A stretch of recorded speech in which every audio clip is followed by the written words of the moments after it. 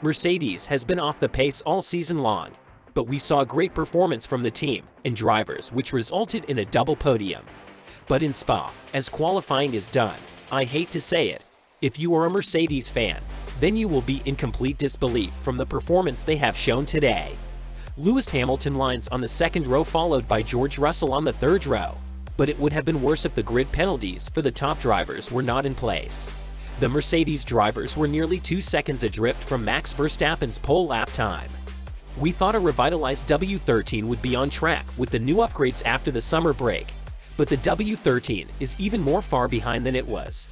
What happened? Why was Mercedes so much off the pace? Stick till the end of the video to find out.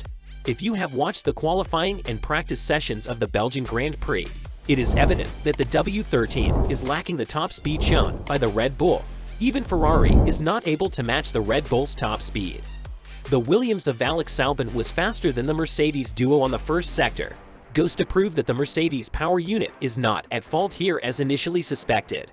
Also, it was evident that the W13 was not happy on the corners, exposing too much suspension stiffness for a high-speed track, and the W13 was losing its rear and having a combination of under and oversteer due to the lack of grip.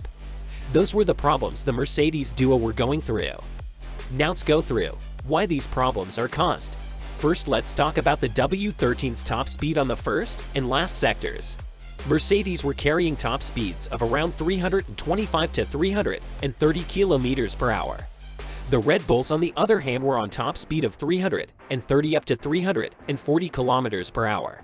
Spa is a pretty long track of 7.004 kilometers.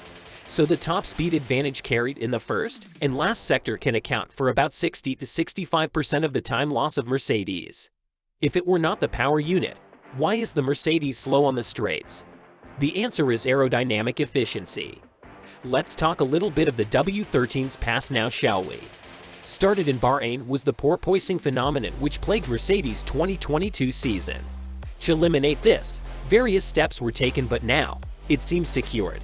But no one is focusing on the part of how Mercedes cured the porpoising. Let's look at it, shall we? Porpoising is the vertical bouncing of the F1 car. In simple terms, bouncing is what negatively affects the overall competitiveness of the W13 due to a non-constant aerodynamic load produced. The most significant percentage deficit being an apparent downforce shortfall from the floor.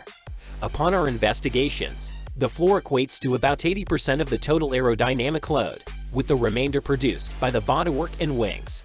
In a bid to reduce the extent of the porpoising, which is a problem as it reduces the amount of load produced by the venturi channels under the floor has been raised above the ground more than it should be in order to maximize the load it produces.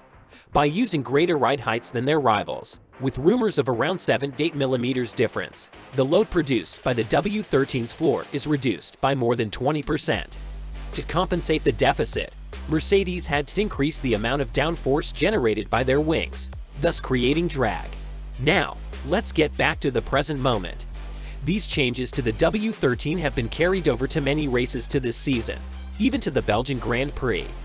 Whatever low drag wing profiles Mercedes bring in, they have to run more downforce than their rivals to compensate the loss of load due to raise of ride height, increasing the drag of the W13, thus explaining the lack of top speed when compared with the Red Bull. Second reason for the lack of pace from the W13 is tire warm-up.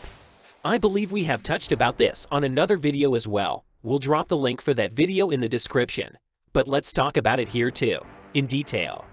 Mercedes has struggled with tire warm-up all season long, especially in cooler conditions like in Spa. It's like a sister problem to the porpoising. In short, tires need to have adequate temperatures for tires to provide maximum levels of grip. Not too hot, not too cold. The perfect window is needed, especially for single lap pace. Mercedes has not been able to generate enough temperature-tight tires due to many reasons. Let's talk about the main ones. First, lack of brake temperature transfer to tires. Mercedes has used a trick for too long, which is to use the heat generated by brakes to heat the tire core, in turn heating the tires. With the new regulations and the 18-inch new Pirelli tires, this has been a very unsuccessful approach for Mercedes. Second reason is lack of front downforce. This we have talked about in the previous video as well. The link for that video will be in this video's description. More front downforce can ensure that more load is applied to the tires, in turn generating temperature. For this to happen, more downforce at the front of the car is to be generated when compared with the rears, leading to an oversteering car setup.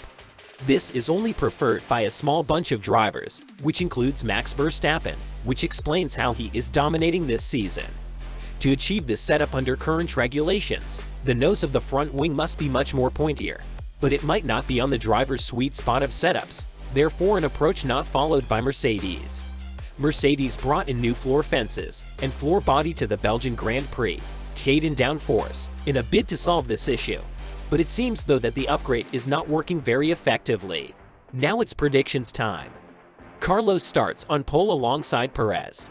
Who is going to capitalize on the start? Need to remember that the Mercedes are right behind the leaders. Let me know your predictions in the comments section.